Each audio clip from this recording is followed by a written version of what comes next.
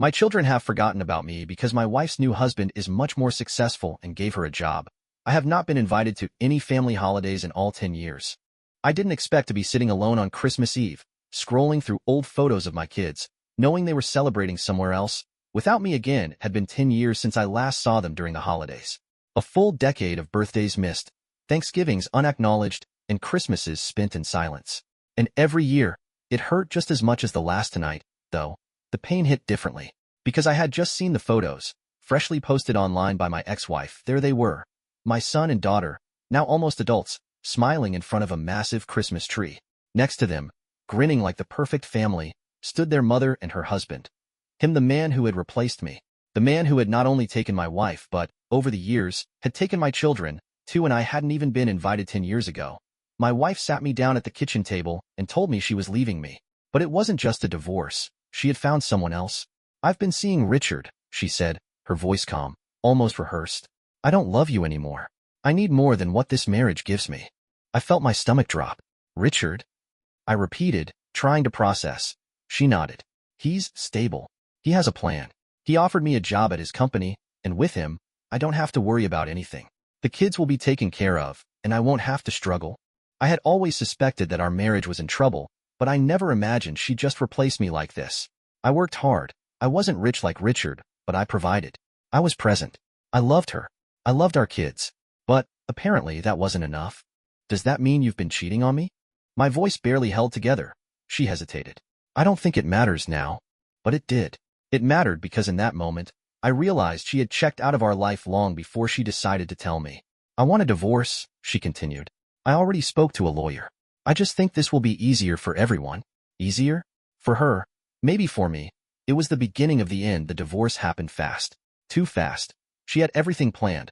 Lawyers, custody agreements, the house. I was left scrambling, trying to process how my life had fallen apart overnight. The court gave her primary custody of our kids, and I was given visitation rights that felt more like an afterthought. At first, I tried to make it work. Every weekend, I picked them up, took them to the park, the movies, anywhere to make them feel like nothing had changed.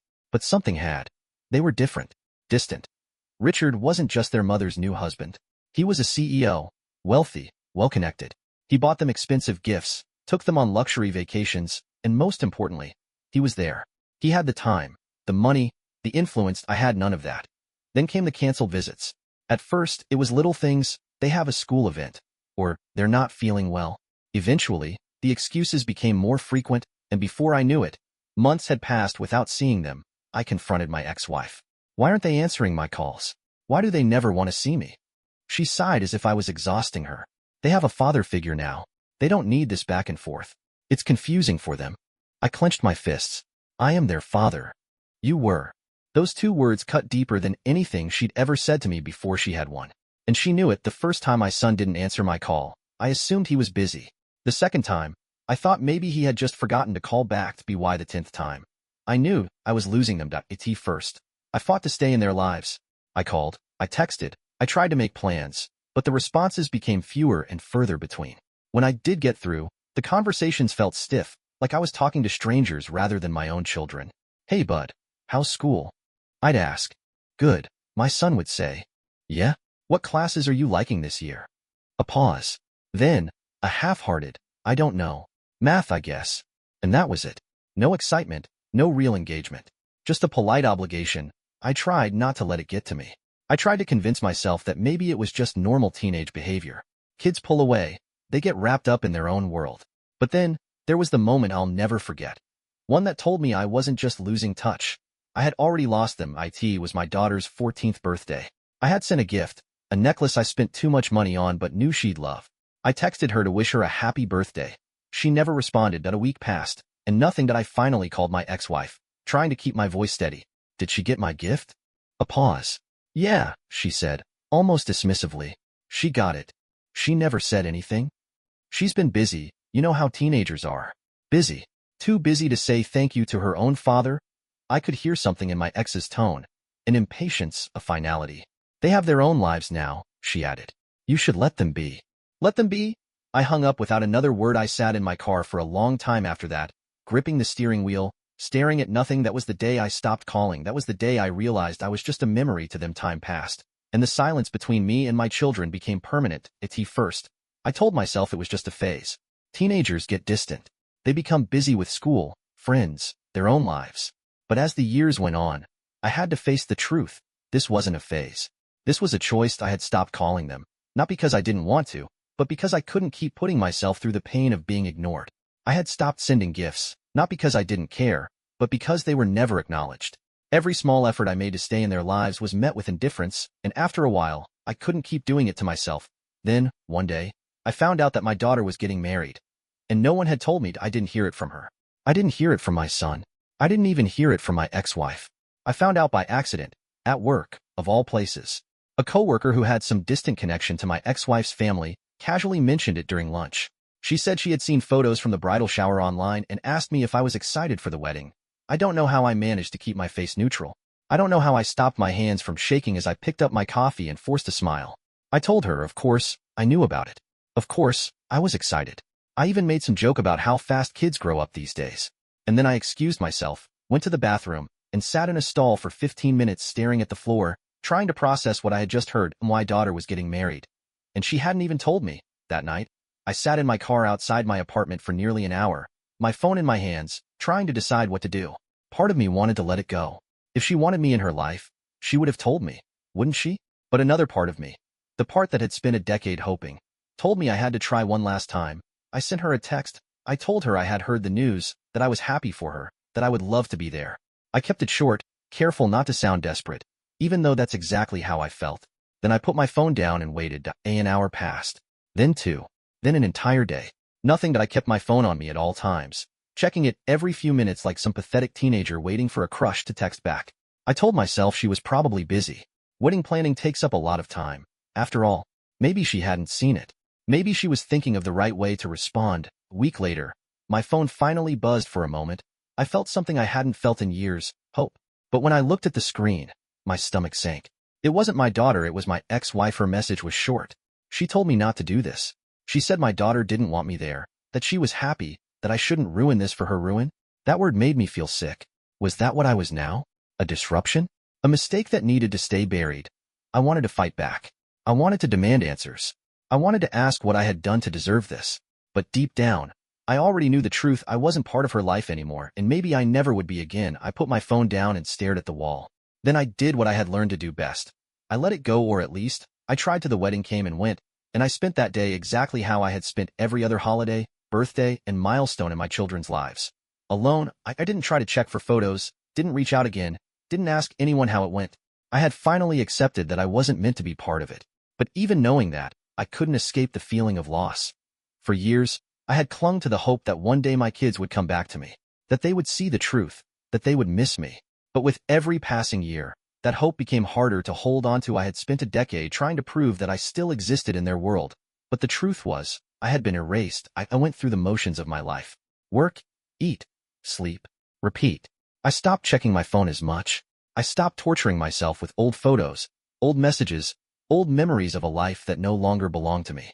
I tried to tell myself that this was just how things were, but it still hurt. Then, a few weeks after the wedding, I made the mistake of opening social media. I hadn't done it intentionally. I had logged in to check something for work, but before I could stop myself, I was scrolling. And then, there it was, a photo of my daughter on her wedding day. She looked beautiful, grown up, a woman I barely recognized, and standing beside her, smiling proudly, was Richard, my replacement. I should have looked away, but I couldn't. I kept scrolling, and the deeper I went, the worse it got. There were photos of the ceremony, of the speeches, of the father-daughter dance. Richard, with his hand on my daughter's shoulder, beaming like the proudest dad in the world. My ex-wife, standing beside them, her perfect little family complete, and me? I didn't exist. No mention of me. No acknowledgement. No sign that I had ever even been part of my daughter's life. I closed the app and put my phone down, my hands shaking. I had told myself I was prepared for this. I had spent years learning to live with the pain of being forgotten. But nothing could have prepared me for the reality of seeing it. I sat in my silent apartment and stared at the wall, feeling the weight of every lost year settle over me. Thought about what my life had become. For 10 years, I had been stuck in the past, waiting for something that was never going to happen. I had wasted a decade waiting for people who had already left me behind, and maybe, just maybe, it was time to stop. After I saw the wedding photos, something inside me finally broke. I stopped waiting, stopped hoping, Stopped telling myself that one day my kids would come back. I started moving through life differently. I stopped checking my phone every morning, expecting a message that would never come. I stopped avoiding invitations from coworkers and old friends, thinking there was no point in making plans. I even started going out more. Not for anything big, just small things. Dinner at a local diner. A walk through the park. I forced myself to start living again. The change was slow, almost unnoticeable. But for the first time in a decade, I wasn't constantly looking over my shoulder at the past. Then, one night, my phone buzzed. It was late, close to midnight. I almost ignored it, assuming it was a spam message or some work email. But something made me glance at the screen. It was a number I didn't recognize. For a second, I hesitated. Over the years, I had trained myself not to expect anything from my kids. But something about that unknown number made my chest tighten. Opened the message. "Hey, Dad. It's me." I stared at the screen, my mind frozen. My hands trembled as I scrolled down, reading the rest of the message. "I know it's been a long time. I wanted to talk." It was my son. For the first time in 10 years, he was reaching out. I sat there, rereading the words over and over, unsure if I was dreaming. Thousand thoughts raced through my mind. Did he regret cutting me out? Was something wrong? Did he need something? I wanted to respond immediately, to say something, anything. But my fingers hesitated over the keyboard. After all these years of silence, after all the pain and distance, what could I even say? I took a deep breath and typed out my reply. "I'd love to talk, son. Whenever you're ready." I hit send, my heart pounding. For years, I had told myself that if my kids ever reached out, I would be there. No questions, no hesitation. And now, here it was, my chance. I didn't know where this conversation would lead. I didn't know if it would bring me closer to my son, or if it would just be another reminder of how far apart we had grown. But for the first time in years, the door wasn't completely shut, and that was enough. For now, I barely slept that night. Every time I closed my eyes, my mind raced with possibilities. What did my son want to talk about? Why now, after all these years? Was he reaching out because he missed me? Or was this just another conversation that would leave me more broken than before? I checked my phone at least a dozen times. Even though I knew he hadn't replied again the next afternoon, my phone buzzed. "Are you free to talk tonight?" I stared at the screen, exhaling slowly. I told myself to stay calm, not to overthink. But how could I not? This was the moment I had been waiting for. "Yeah," I wrote back. "Just call whenever you're ready."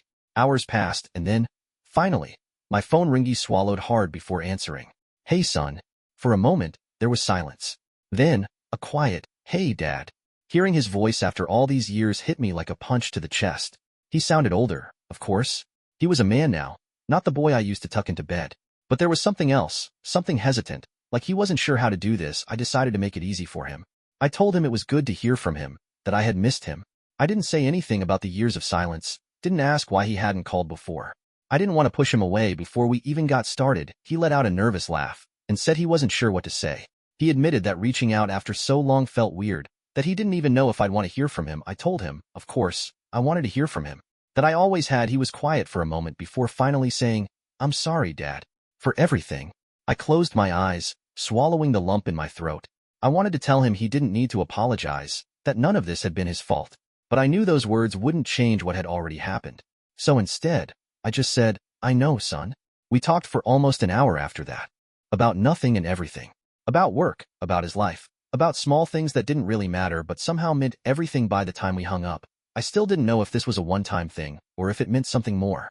I didn't know if my daughter would ever reach out, or if my son would keep calling. But for the first time in a decade, I had hope, and after all these years, that was enough.